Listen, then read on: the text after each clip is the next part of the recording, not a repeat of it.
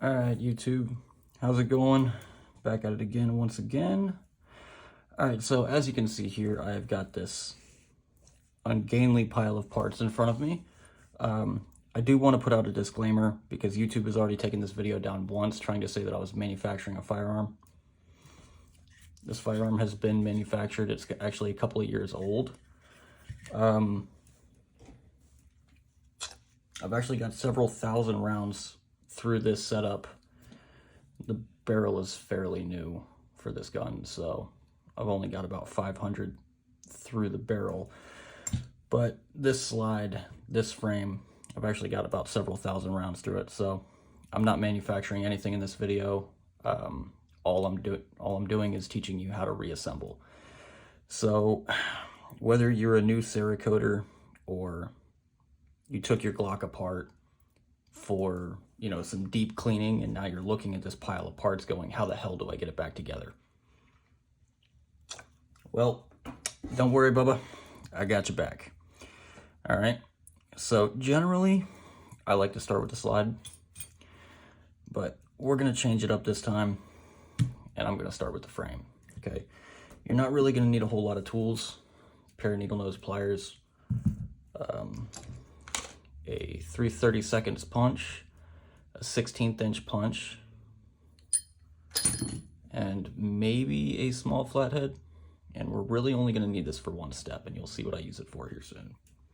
But you want to make sure that you got quite a bit of shank on there. You want some leverage with this, and I'll show you why. All right, so this long skinny part right here, this little guy, this is actually a spring. This isn't a rod, this is a spring. So we're going to use our needle nose pliers. This is our mag release spring. So right down here in this hole is where it's going to go. And we're just going to kind of push it home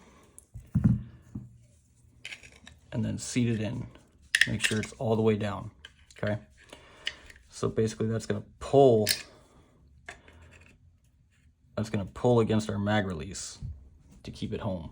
And to make sure it returns home after we push on it to eject a mag. Okay.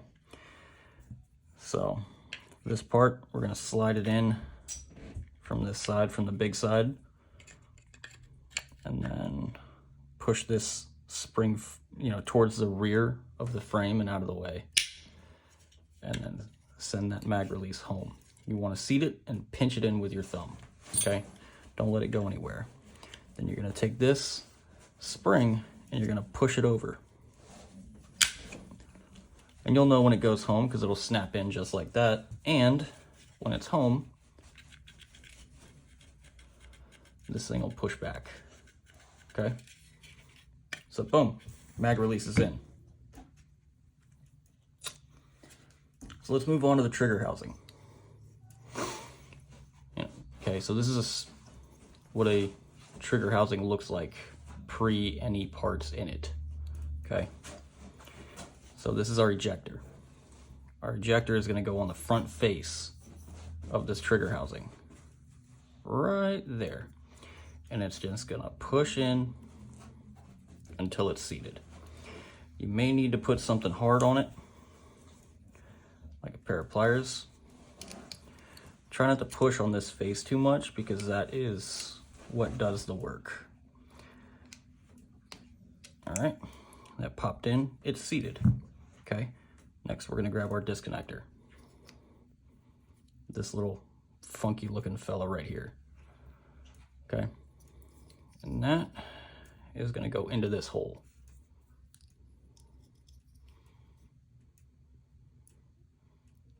Bada boom, just like that.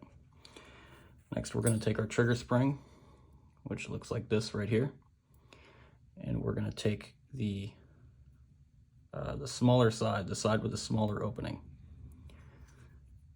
And we're going to hook it in just like that and kind of pull it up. Then we're going to grab our trigger shoe, bar, cruciform, or trigger assembly, whatever you want to call it. We're going to hook it in right there on that spring, just like so. So I can kind of pull on it and it pulls against us. And then this is a kind of a tricky maneuver. We're gonna set it down in like so, twist it, and then send it home. And you want this side of the cruciform poking through that hole right there, okay? So it should work kind of like that. All right, so we're done with the trigger assembly for right now. So let's move on to the slide lock lever and spring. It's kind of hard to see this guy up against the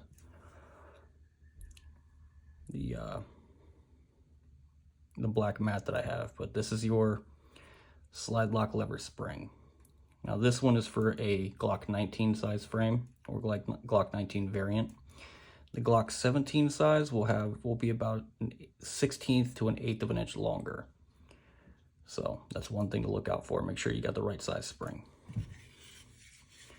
So this little notch right here, that's where that's gonna go. It's just gonna ease in, gonna set it in like that, kind of push it in with our finger. You wanna make sure it seats. So this might be a good time for that 1/16 inch punch. Just kind of push on it a little bit. Not too hard, because if you break this spring, you're SOL. They're not too expensive, and they do like to launch into the stratosphere, so be forewarned. If you have a local gunsmith near your house or your shop or wherever it is you're doing this, I would highly suggest picking up a few extras of these if you're going to be working on guns a lot, especially if you're like Cerakoter or something like that, because these are very easy to lose.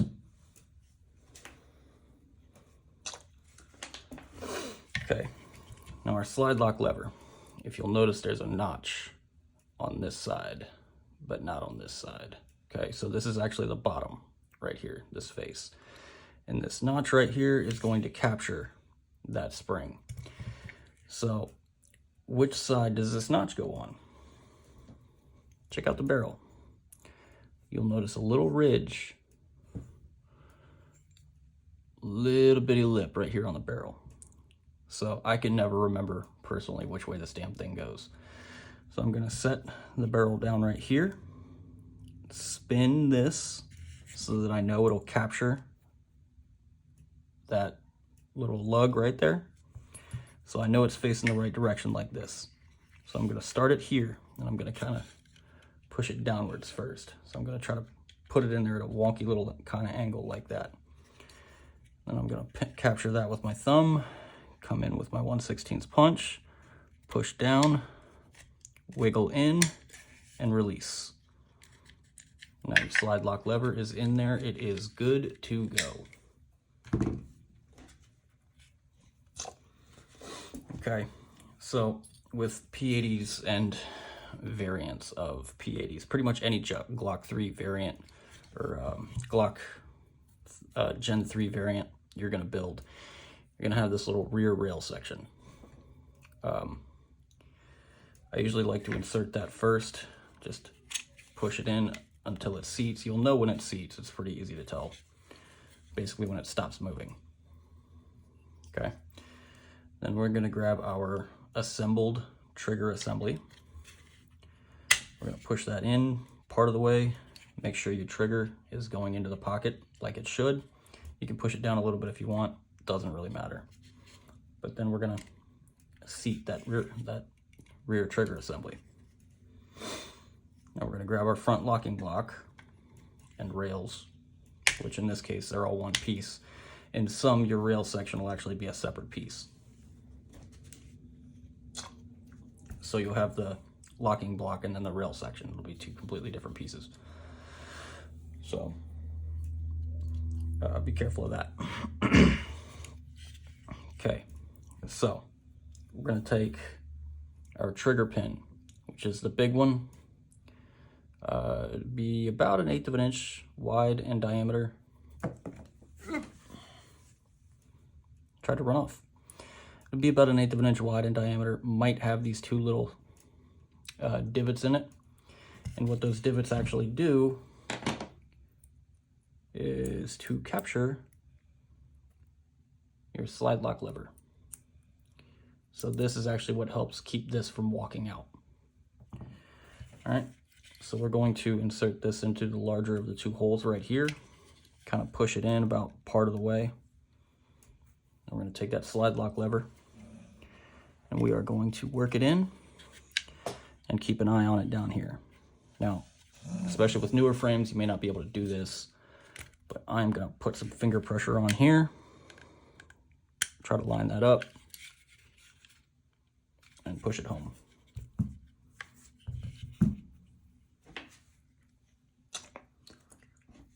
Okay, now we're gonna even it out for aesthetics. If you don't have a hammer, that's fine. You don't really need a big hammer, so your needle nose will do the trick. Okay, now the next pin we're gonna need is gonna be this funky looking thing right here. You can see this one also has a couple of notches in it, and it tapers down from a larger section to a smaller section and then has notches. Okay, these notches are important, and so is the step down section, and you'll see why in a minute. Okay, so this is going to go into this top hole. Oh, come on now.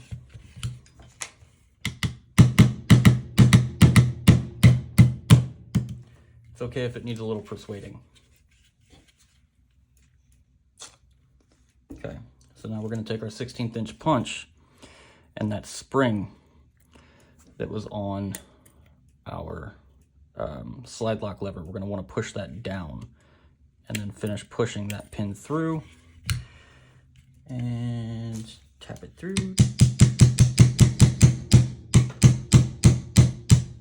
A little too far. So we're going to even that up for aesthetics.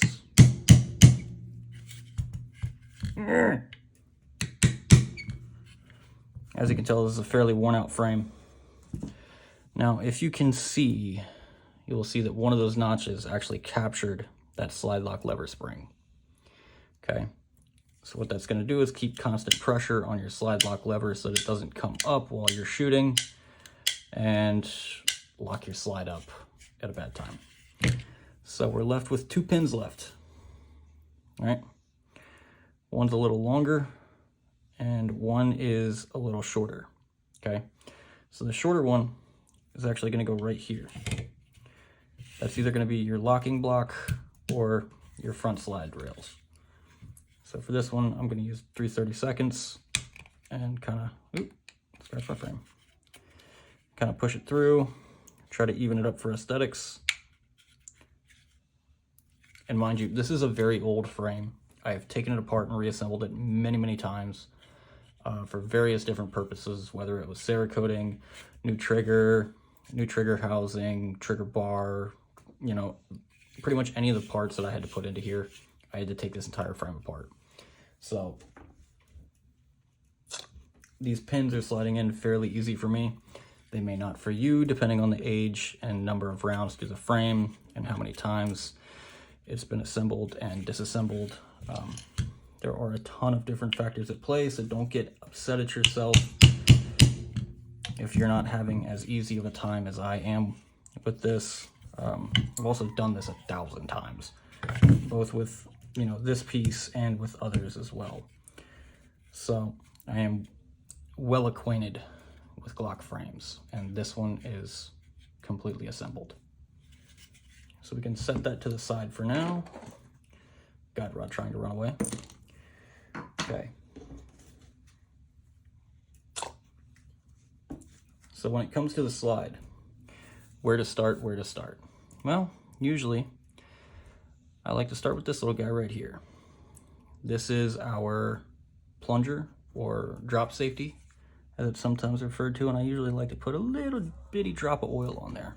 Okay, so what we're going to do is we're going to make sure it has this spring in it. If it doesn't have this spring in it, you better go find it. You need it. Okay. If you don't have this spring, I would suggest pausing this video and start making phone calls. So the spring just kind of inserts into there. And just so that we make sure we keep this spring captured, we're actually going to line it up with this big hole right here where my thumb is in front of. Okay, but I'm going to flip the slide over, line everything up, send it home, and then we're good to go. So there she is. So then we're going to take our extractor. Okay, our extractor, as you can see, plenty of rounds through this one. So we're going to put some pressure on that safety plunger and try to get it as lined up as we possibly can with that ridge. Okay, and then if you see in here, there's a little round hole. Well, that's where this guy right here goes. So you're just going to kind of drop that in, get it fished in there, release the plunger, and the plunger actually captures the extractor. So if you're like me, you like to finish up one thing at a time. I do that to stay organized so that I don't lose track of all my stuff. Once again, a little drop of oil, a little bit of lube, never hurt nobody. Okay, so that is our extractor plunger. Okay, and that goes right there in that small hole. Now, that is our firing pin, or our striker, and it is completely disassembled. So first things first, we're going to start off with this little fella right here, and we're going to insert the striker into it this way so that we have a tail hanging off the back of it. Then I'm going to kind of pin that in, send this striker spring on there, and I'm going to push, very quickly grab my needle nose and capture it, capture it in with the needle nose. And it just launched into the stratosphere. All right. Let's try this one more time. If it can happen to me, it can happen to you. Okay? Don't get frustrated if you slip. You know, if your hand slips or whatever. So, capture with needle nose. And then we're gonna push down, and we want to expose this shaft right here, this rounded shaft. And these little half moon clips, I'm gonna go on like that.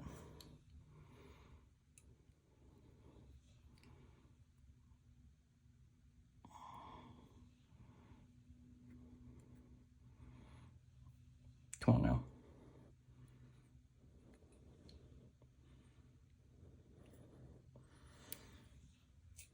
Okay. Ba-doop. And then you just want to release the pliers without pulling those little clips out of the way. So that went on nice and smoothly. All right.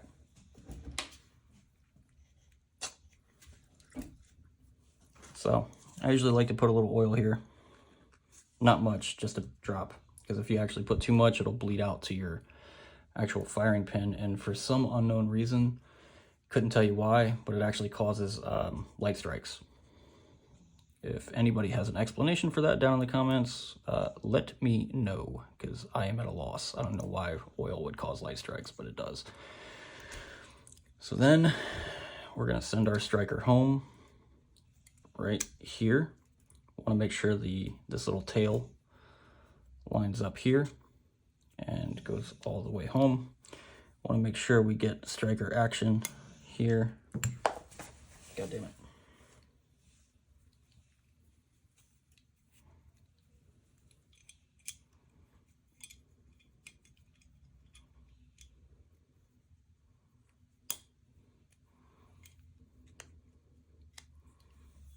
Okay.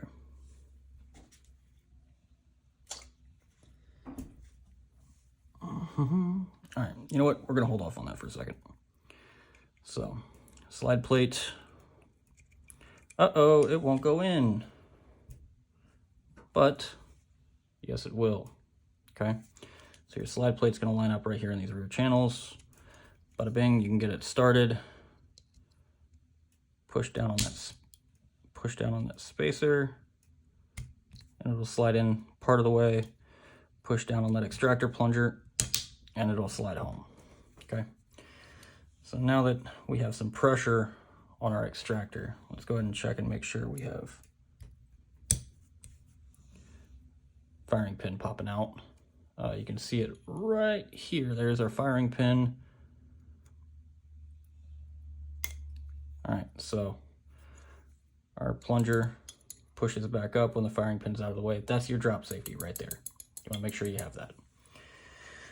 Okay, so barrel.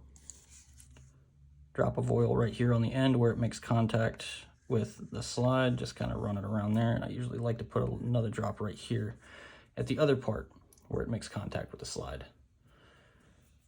So then we're just gonna set that in there nice and gently. Okay, now this little knot right here, if my camera would focus, this little knot right here goes into right here, okay? So we're gonna push that there, and that second ridge on your barrel is where the other end of your guide rod is gonna wanna sit. So we are almost done. Let's just put a little oil on here on either side of the rails. This firearm has not been fired since the last time I messed with it, so I'm kind of just, you know, doing that for funsies right now. But I like to make sure my guns stay well oiled. Okay, so then we're just gonna slide it on, let our guide rails guide us in, and then what the hell? There she goes. Okay, so once it's on,